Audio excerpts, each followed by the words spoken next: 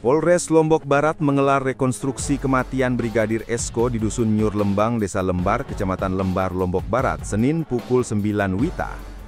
Ketua Tim Kuasa Hukum Keluarga Brigadir Esko, Lalu Anton Haryawan, menyampaikan pihaknya mendapatkan informasi dari Polda NTB bahwa rekonstruksi pembunuhan Brigadir Esko dilaksanakan Senin pagi.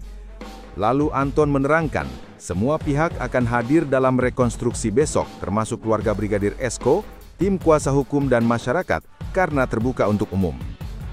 Adegan rekonstruksi merupakan salah satu rangkaian pengungkapan kasus agar menjadi terang benderang.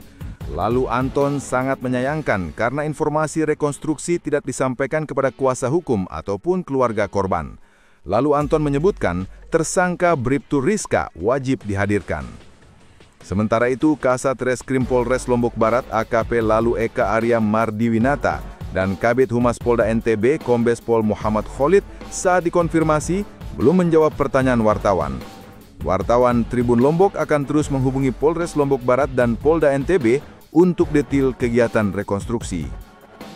Bribtu Rizka Sintiani merupakan istri dari Brigadir Esko yang ditetapkan sebagai tersangka pembunuhan.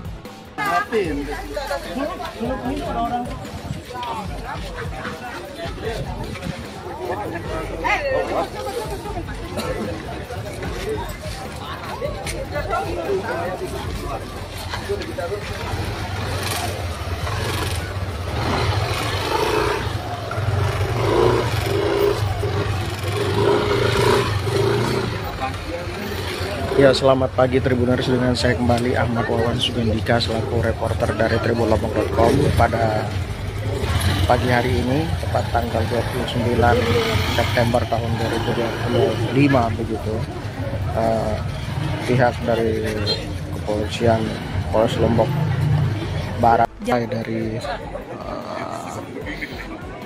gang yang ada di depan saya ini Tribuners, yang dimana juga tersangka nanti akan menjalani reka adegannya itu dengan langsung menuju ke kediamannya yang diduga menjadi tempat eksekusi dari Brigadir Esko.